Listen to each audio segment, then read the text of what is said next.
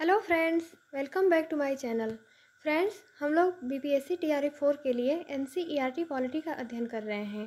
Friends, अगर आप लोग बीपीएससी टीआरई 4 की तैयारी कर रहे हैं तो आप लोगों के लिए वीडियो बहुत ही महत्वपूर्ण है। आप लोग चाहे 1 to 5, 6 to 8 कोई भी किसी भी एग्ज़ाम की तैयारी कर रहे हैं तो आपके लिए ये वीडियो बहुत ही महत्वपूर्ण है, क्योंकि जो बीपीएससी टीआरई में जो भी प्रश्न पूछे जाते हैं वो एनसीईआरटी से ही पूछे जाते हैं। तो एनसीईआरटी को पढ़ना बहुत ही महत्वपूर्ण है। हम लोगों ने क्लास 6 और क्लास 7 का जो बुक है उसको पूरा कंप्लीट कर लिया है। उसमें जितने भी इम्पॉर्टेंट पॉइंट थे उसको हम लोगों ने पढ़ लिया है और उसमें जितने भी महत्वपूर्ण एमसीक्यू बन सकते थे उसको भी हम लोगों ने हल कर लिया है। अगर आप लोगों ने वो वीडियो नहीं देखा है तो आप लोग उसको ज़रूर से देखिएगा। अब हम लोग क्लास 8 का जो बुक है उसको पढ़ रहे हैं, तो आज हम लोग पहले चैप्टर को पढ़ेंगे। पहले चैप्टर का नाम है भारतीय संविधान। चैप्टर का नाम है भारतीय संविधान। तो हम लोग भारतीय संविधान को आज पढ़ेंगे। जैसे इस लेसन की शुरुआत की गई है फुटबॉल के खेल से, कि फुटबॉल के नियम के कुछ फुटबॉल का जो खेल होता है उसके कुछ नियम होते हैं। जैसे कि जो फुटबॉल का खेल होता है उसमें जो बॉल होता है उसको हाथ से नहीं छुआ जाता है। तो उसी तरह से संविधान के भी कुछ नियम होते हैं और सभी व्यक्तियों को उस संविधान के जो नियम होते हैं उनको पालन करना ज़रूरी होता है। तो जैसे इसमें दिया है कि किसी भी देश को संविधान की ज़रूरत क्यों पड़ती है, तो इसमें संविधान की महत्ता के बारे में दिया गया है कि संविधान की ज़रूरत क्यों होती है किसी भी देश को।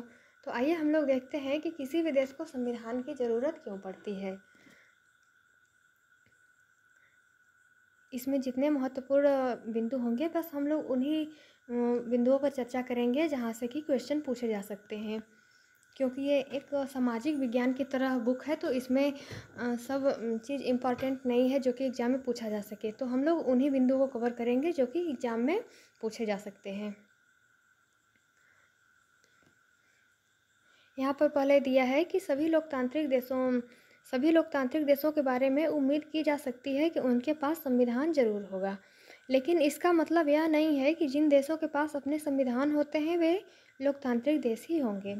यहाँ पे यह बताया गया है कि जो देश होते हैं सभी लोकतांत्रिक देशों के बारे में यह उम्मीद की जा सकती है कि उनके पास संविधान ज़रूर होगा।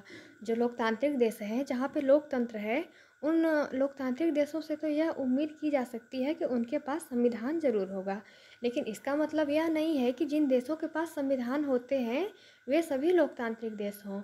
मतलब कि जो लोकतांत्रिक देश हैं उनके पास तो संविधान होगा, यह निश्चित होता है, लेकिन इसका मतलब यह नहीं है कि जो भी देश जिनके पास संविधान होते हैं वे लोकतांत्रिक देश ही हों। तो जहाँ पे राजतंत्र है वहाँ पे भी संविधान हो सकता है। ये ज़रूरी नहीं है कि जहाँ पे संविधान है वो लोकतांत्रिक देश ही होंगे।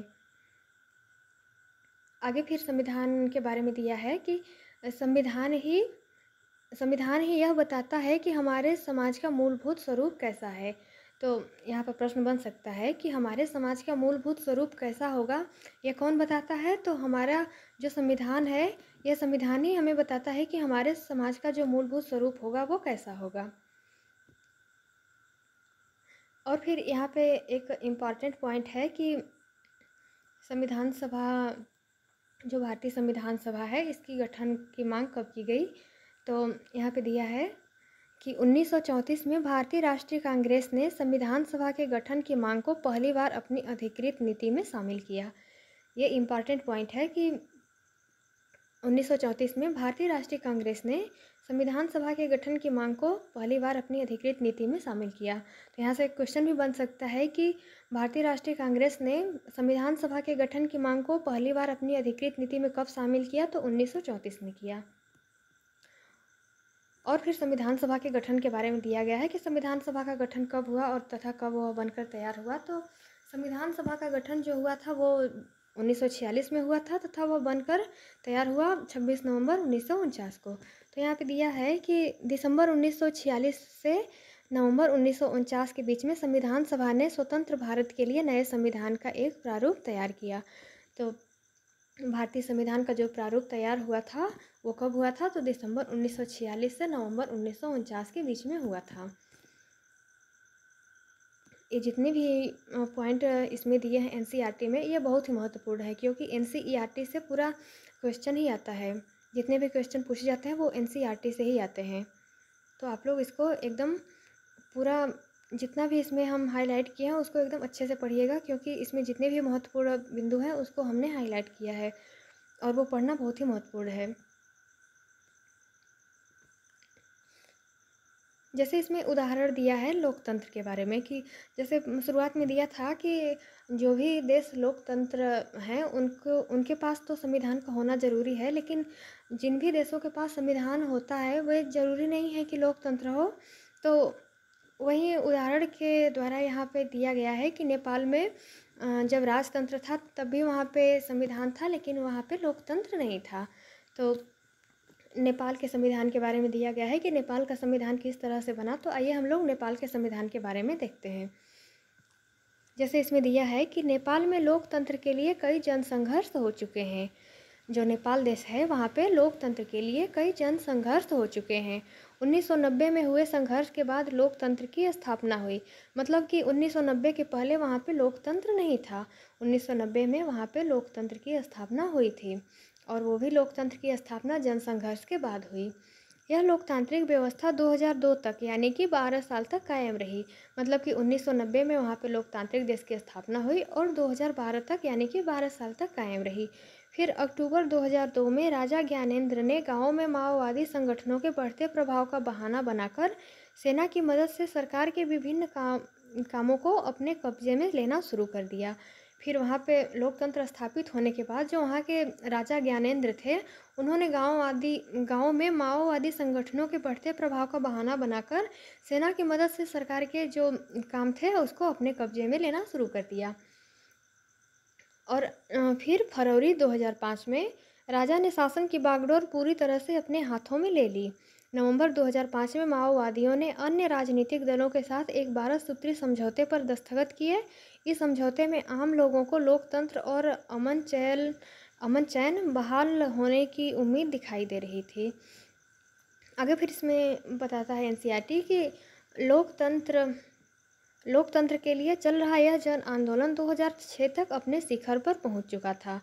वहाँ पे जब राजा ने वहाँ के शासन की बागडोर को अपने हाथों में ले लिया तो वहाँ पे जन संघर्ष होने लगा और यह जो लोकतंत्र के लिए जन आंदोलन हो रहा था वह 2006 तक अपने शिखर पर पहुंच चुका था। आंदोलनकारियों ने राजा की ओर से दी गई छोटी मोटी रियायतों को नामंजूर कर दिया। जब राजा ने शासन की बागडोर को अपने हाथों में ले लिया तो उन्होंने वहाँ की जनता को छोटी मोटी रियायतें दी, जिसको कि वहाँ की जनता ने नामंजूर कर दिया। और आखिरकार अप्रैल 2006 में राजा को तृतीय संसद बहाल करके राजनीतिक दलों को सरकार बनाने का मौका देना पड़ा। और इसके बाद फिर 2008 में राजतंत्र को ख़त्म करने के बाद नेपाल लोकतंत्र बन गया। मतलब कि राजा ने जब शासन की बागडोर को अपने हाथों में ले लिया तो वहाँ पे जनसंघर्ष होने लगा और जब ये जनसंघर्ष अपने चरम पर पहुँच गया तो 2008 में राजतंत्र को ख़त्म कर दिया गया और राजतंत्र को ख़त्म करने के बाद नेपाल नया लोकतंत्र देश बन गया। तो यहाँ पर प्रश्न बन सकता है कि राजतंत्र को ख़त्म करने के बाद नेपाल दूसरी बार कब लोकतंत्र बना, तो ये 2008 में नेपाल लोकतंत्र बन गया। अब आगे फिर दिया है कि नेपाल में संविधान किस तरह से लागू हुआ। तो आइए हम लोग देखते हैं कि संविधान वहाँ पर किस तरह से लागू हुआ था। तो यहाँ पे पहले दिया है कि 1990 में बना नेपाल का संविधान पिछला संविधान इस सिद्धांत पर आधारित था कि शासन की सर्वोच्च सत्ता राजा के पास ही रहेगी। मतलब कि जो 1990 में वहाँ का नेपाल का संविधान बना था वह इस सिद्धांत पर आधारित था कि शासन की जो सर्वोच्च सत्ता होगी वो राजा के पास रहेगी। इसका मतलब था कि वह जो शासन की व्यवस्था थी वो एक तरह से राजतंत्र की तरह ही थी। और फिर आगे इसमें दिया है कि नेपाल के लोग कई दशक से लोकतंत्र की स्थापना के लिए जन आंदोलन करते चले आ रहे थे। इसी संघर्ष के फलस्वरूप 2006 में आखिरकार उन्होंने राजा की सत्ता को ख़त्म करने में कामयाबी मिल गई। नेपाल के लोग लोकतंत्र के रास्ते पर चलना चाहते थे और इसके लिए उन्हें एक नया संविधान चाहिए था। जो नेपाल की जनता थी वो अपने देश के लिए एक नया संविधान बनाना चाहती थी। आगे फिर इसमें दिया है कि वे पिछले संविधान को इसलिए नहीं अपनाना चाहते थे क्योंकि उनमें वे आदर्श नहीं थे जो नेपाल के लिए वे चाहते थे और जिसके लिए वे लड़ रहे थे। मतलब कि जो वहाँ नेपाल का जो पिछला संविधान बना था वो इस सिद्धांत पर आधारित था कि जो सर्वोच्च सत्ता होगी शासन की वो राजा के पास ही रहेगी। तो जो वहाँ की जनता थी वो ये नहीं चाहती थी, इसलिए वो नए संविधान के लिए संघर्ष कर रही थी। और इस संघर्ष के बाद फिर आगे इसमें दिया है कि नेपाल के लोगों ने 2015 में अपने देश के लिए एक नया संविधान अपनाया। तो यहाँ पे प्रश्न बन सकता है कि नेपाल के लोगों ने अपने देश के लिए एक नया संविधान कब बनाया? तो नेपाल के लोगों ने 2015 में अपने देश के लिए एक नया संविधान अपनाया। यह संविधान की महत्व के बारे में नेपाल के उदाहरण से यहाँ पे समझाया गया है। आगे फिर संविधान के उद्देश्य के बारे में दिया गया है कि संविधान का दूसरा मुख्य उद्देश्य है राजनीतिक व्यवस्था को तय करना। मतलब कि किसी भी देश में राजनीतिक व्यवस्था कैसी होगी उसका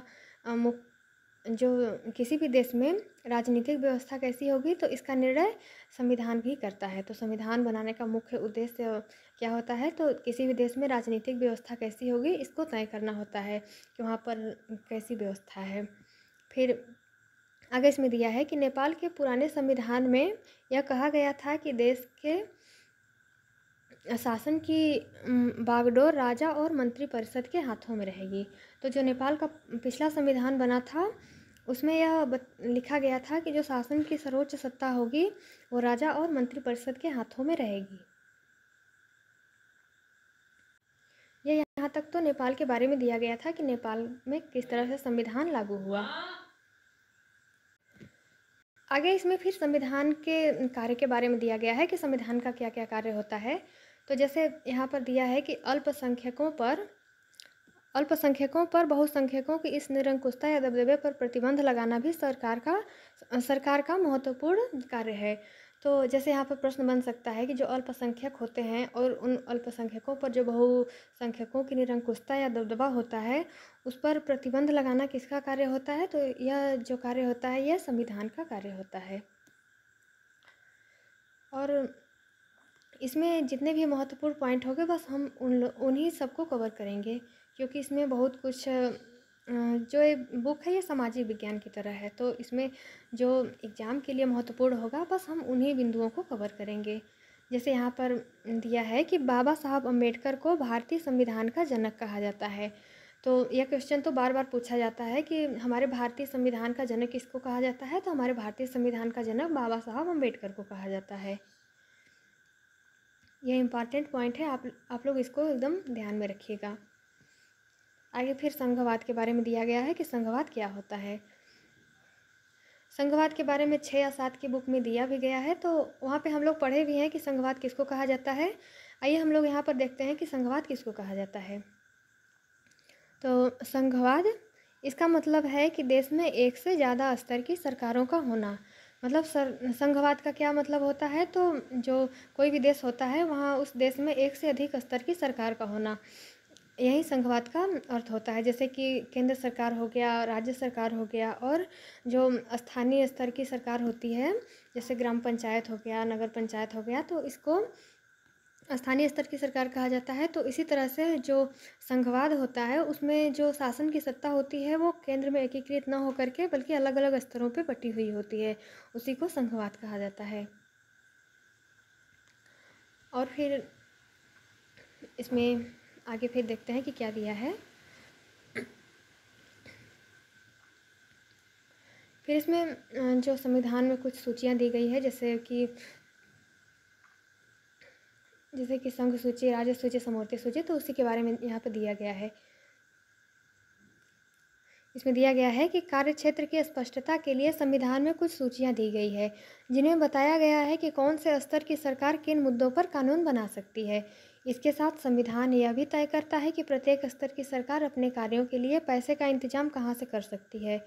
संघवाद के अंतर्गत राज्य केवल केंद्रीय सरकार के प्रतिनिधि नहीं होते, उन्हें भी संविधान से ही अपनी ताकत और अधिकार मिलते हैं। तो यहाँ पर इसमें दिया है कि जो कार्य क्षेत्र की स्पष्टता के लिए संविधान में कुछ सूचियाँ दी गई हैं।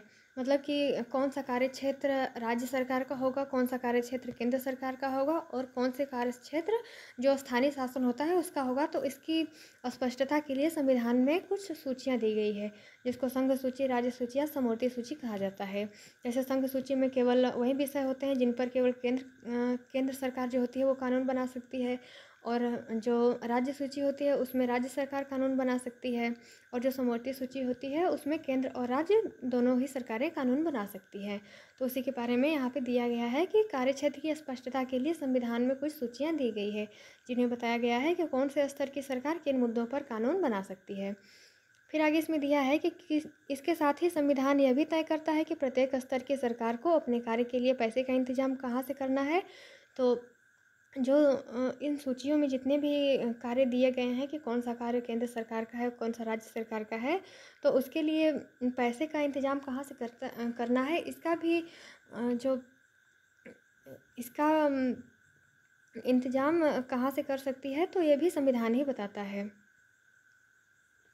आगे फिर संघवाद के अंतर्गत राज्य केवल केंद्रीय सरकार के प्रतिनिधि नहीं होते हैं। मतलब कि जो संघवाद, जिस देश में भी संघ शासन व्यवस्था होती है, वो वहाँ पे जो राज्य होते हैं वे केवल केंद्रीय सरकार के प्रतिनिधि नहीं होते हैं, उन्हें भी संविधान से ही अपनी ताकत और अधिकार मिलते हैं। तो यहाँ पर क्वेश्चन पूछा जा सकता है कि संघवाद में राज्यों को ताकत और अधिकार कहाँ से मिलते हैं, तो उन्हें ये ताकत और अधिकार संविधान से मिलते हैं। वे केवल केंद्रीय सरकार के प्रतिनिधि नहीं होते हैं, बल्कि जो राज्य होते हैं उन्हें भी संविधान से ही अपनी ताकत और अधिकार मिलते हैं। आगे फिर संसदीय शासन पद्धति के बारे में दिया गया है कि संसदीय शासन व्यवस्था क्या होता है। तो इसमें दिया गया है कि सरकार के सभी स्तरों पर प्रतिनिधियों का चुनाव लोग खुद करते हैं। तो संसदीय शासन व्यवस्था में सभी स्तरों पर जो सरकार होते हैं उनके प्रतिनिधियों का चुनाव जनता खुद करती है। जैसे कि भारत में संसदीय शासन व्यवस्था है, तो यहाँ पे जो सरकार बनाने के लिए जब चुनाव होते हैं तो उनके प्रतिनिधियों का चुनाव वहाँ की जनता खुद ही करती है। यहाँ पे फिर आगे दिया है कि भारत का संविधान अपने सभी वयस्क नागरिकों को वोट डालने का अधिकार देता है।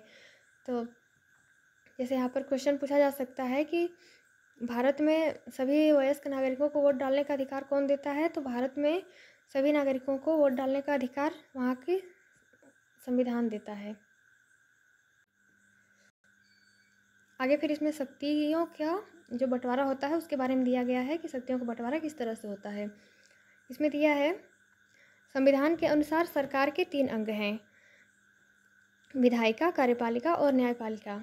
यहाँ पे क्वेश्चन पूछा जा सकता है कि सरकार के कौन कौन से अंग होते हैं, तो सरकार के 3 अंग होते हैं, विधायिका, कार्यपालिका और न्यायपालिका। विधायिका में हमारे निर्वाचित प्रतिनिधि होते हैं। कार्यपालिका ऐसे लोगों का समूह होता है जो कानूनों को लागू करने और शासन चलाने का काम देखते हैं। और न्यायपालिका जो होती है, न्यायालयों को न्यायपालिका कहा जाता है। तो इसमें विधायिका, कार्यपालिका और न्यायपालिका के बारे में दिया गया है कि विधायिका क्या होती है, कार्यपालिका क्या होती है और न्यायपालिका क्या होती है। तो जो विधायिका होती है, तो विधायिका कौन होती है, तो विधायिका में जो हमारे द्वारा निर्वाचित प्रतिनिधि होते हैं जिनको जनता चुन करके, जैसे राज्य विधानमंडल में जो जनता के प्रतिनिधि होते हैं उनको विधायिका की श्रेणी में रखा जाता है। और जो कार्यपालिका होती है वो ऐसे लोगों का समूह होता है जो कानूनों को लागू करने और शासन का काम देखते हैं। जैसे विधायिका का काम होता है कानूनों का निर्माण करना, और जो कार्यपालिका होती है उसका कार्य होता है कि जो कानून विधायिका ने बनाया है उसको लागू करना, और शासन चलाने का काम जो होता है वो कार्यपालिका का होता है। और न्यायपालिका जो होती है वो यह देखती है कि कानूनों का सही से पालन हो रहा है कि नहीं, तो और कानूनों का उल्लंघन होने पर जो न्यायपालिका होती है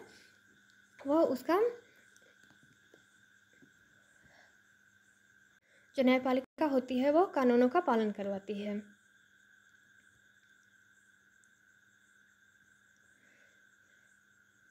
और फिर इसमें फिर मौलिक अधिकारों के बारे में दिया गया है।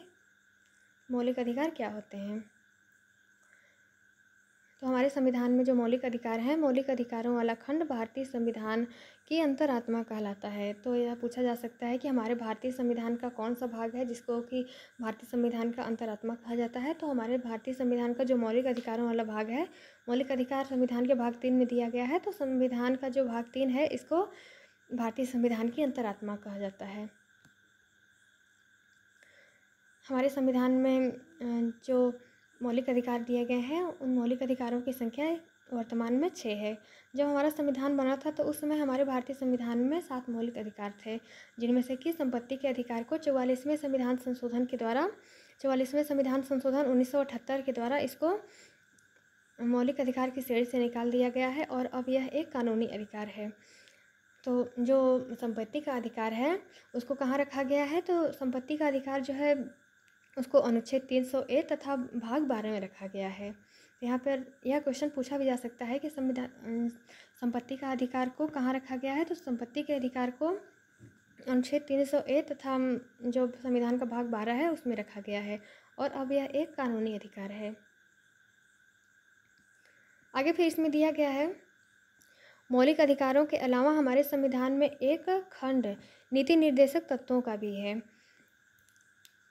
संविधान के सदस्यों ने यह खंड इसलिए जोड़ा था ताकि ज़्यादा सामाजिक व आर्थिक सुधार लाया जा सके।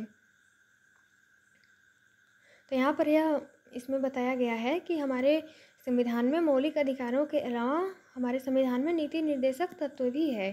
जैसे हमारे मौलिक अधिकारों का उद्देश्य है कि जनता को जो है वो कुछ अधिकार देना। इसमें जनता के लिए ये मौलिक अधिकार दिए गए हैं और जो नीति निर्देशक तत्व हैं ये राज्य के लिए बनाए गए हैं कि राज्य का जनता के प्रति क्या कर्तव्य होते हैं, उसके लिए राज्य के नीति निर्देशक तत्वों को बनाया गया है। तो इसमें दिया गया है कि संविधान सभा के सदस्यों ने यह खंड इसलिए जोड़ा था ताकि ज़्यादा सामाजिक व आर्थिक सुधार लाया जा सके। तो राज्यों को कुछ मतलब कर्तव्य दिए गए हैं कि वो जो राज्य के अंतर्गत आने वाले जितने भी क्षेत्र होते हैं उनमें सामाजिक और आर्थिक सुधार लाए, यही जो है वो नीति निर्देशक तत्वों का उद्देश्य होता है। आगे फिर इसमें जो मौलिक अधिकार हैं उनके बारे में उल्लेख किया गया है कि हमारे संविधान में कितने मौलिक अधिकार हैं। तो जैसे कि हमारे संविधान में मौलिक अधिकारों की संख्या 6 है। हमारा जो पहला अधिकार है वो है समानता का अधिकार। इन 6 अधिकारों में जो पहला अधिकार है वो है हमारा समानता का अधिकार। जो समानता का अधिकार है ये 5 अनुच्छेदों में विभाजित है। अनुच्छेद 14 से लेकर के अनुच्छेद 18 में समानता के अधिकार के बारे में वर्णन किया गया है। तो इसमें दिया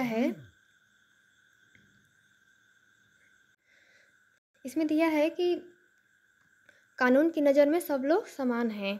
इसका मतलब है कि सभी लोगों को देश का कानून बराबर सुरक्षा प्रदान करेगा। इस अधिकार में यह भी कहा गया है कि धर्म, जाति या लिंग के आधार पर किसी भी नागरिक के साथ भेदभाव नहीं किया जा सकता।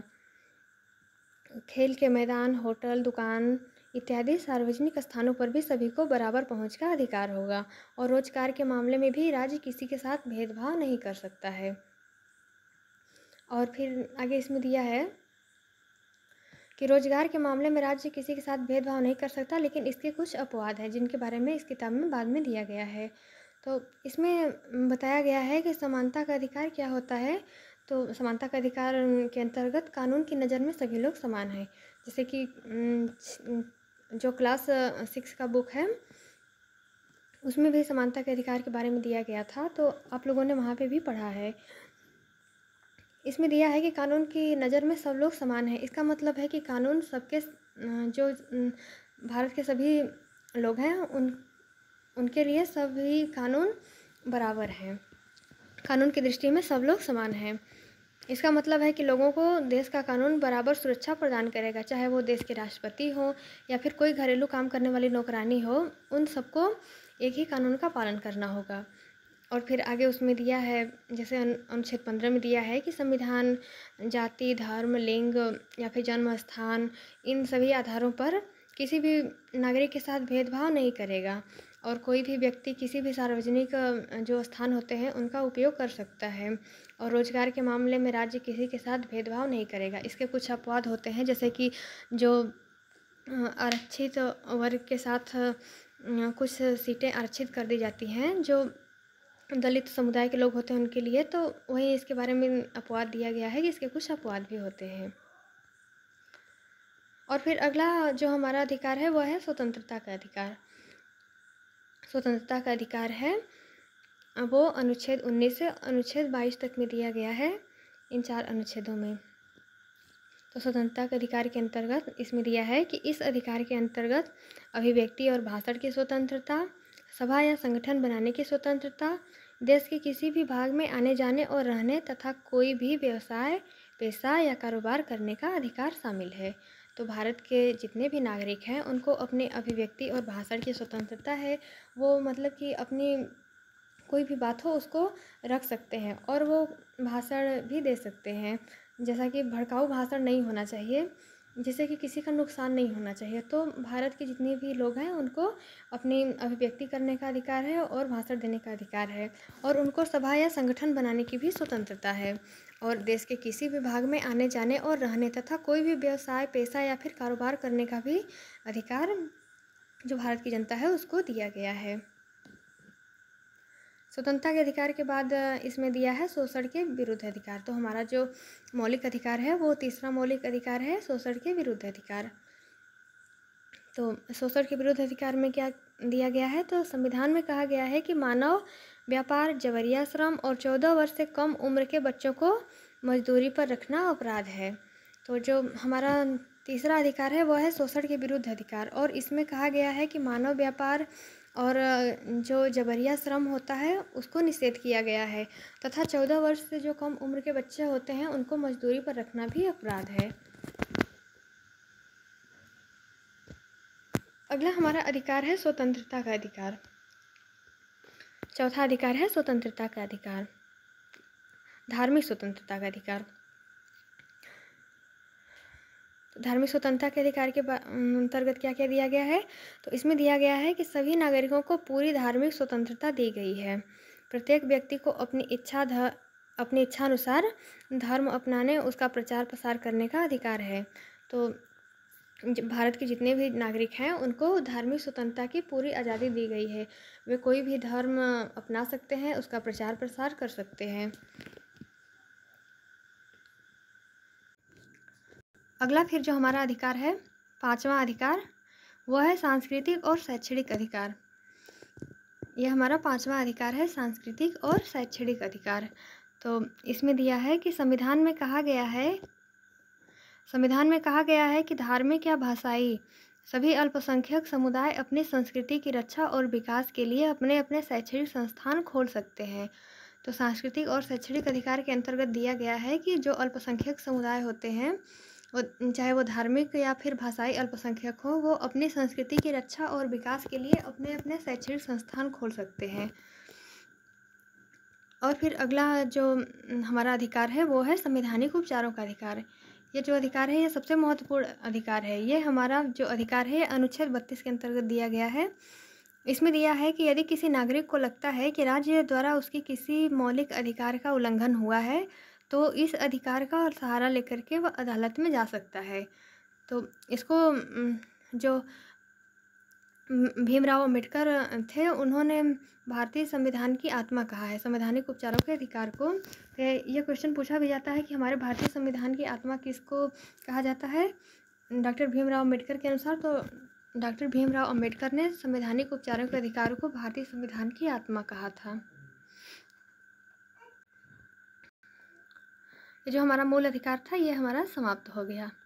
कुल हम लोगों को 6 मूल अधिकार दिए गए हैं, जिसमें समानता का अधिकार, दूसरा है स्वतंत्रता का अधिकार, तीसरा है शोषण के विरुद्ध अधिकार, चौथा है धार्मिक स्वतंत्रता का अधिकार, पांचवा अधिकार है सांस्कृतिक और शैक्षणिक अधिकार, और छठवां है संवैधानिक उपचारों का अधिकार। ये जो मूल अधिकार है ये बहुत ही महत्वपूर्ण है। आप लोग इसको एकदम पूरा याद कर लीजिएगा, क्योंकि यहाँ से एग्जाम में क्वेश्चन पूछे जाते हैं। और फिर इसमें दिया है कि संविधान सभा की आखिरी बैठक कब हुई थी। तो हमारे संविधान सभा की आखिरी बैठक 24 जनवरी 1950 को हुई थी। तो यह प्रश्न पूछा जा सकता है कि हमारे संविधान सभा की आखिरी बैठक कब हुई थी। तो हमारे संविधान की जो आखिरी बैठक हुई थी वो 24 जनवरी 1950 को हुई थी। और फिर जो उस समय जो संविधान गठित किया गया था, तो पहले जो लोकसभा गठित की गई थी उसमें मंत्रियों के बारे में दिया गया है कि कौन से मंत्री को कौन सा विभाग मिला था। यहाँ से क्वेश्चन पूछा भी जाता है और यहाँ से टीआरई में क्वेश्चन पूछा भी जा चुका है। जैसे यहाँ से क्वेश्चन पूछा गया है कि जो पहली लोकसभा थी उसमें स्वास्थ्य मंत्री कौन थी, तो स्वास्थ्य मंत्री राजकुमारी अमृत कौर है, उस समय थी। यहाँ से क्वेश्चन पूछा जा चुका है, तो आप लोग इसको ध्यान में रखिएगा।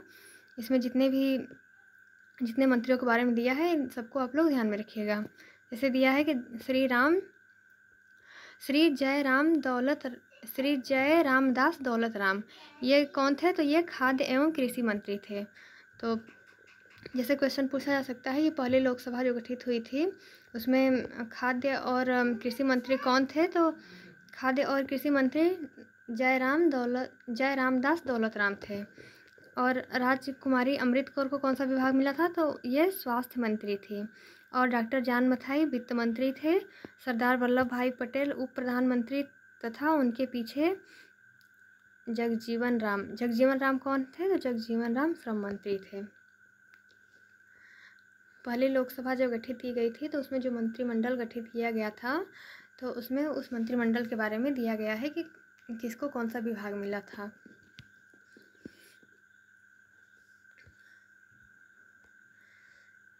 ये लेसन पूरा कंप्लीट हो गया है। इसमें जितने भी महत्वपूर्ण पॉइंट बन सकते थे उसको हम लोगों ने कवर कर लिया है। अगर आप लोगों को वीडियो पसंद आता है तो आप लोग इसको लाइक करके तथा सब्सक्राइब करके हमें मोटिवेट करिएगा। वीडियो देखने के लिए आप लोगों का बहुत बहुत धन्यवाद।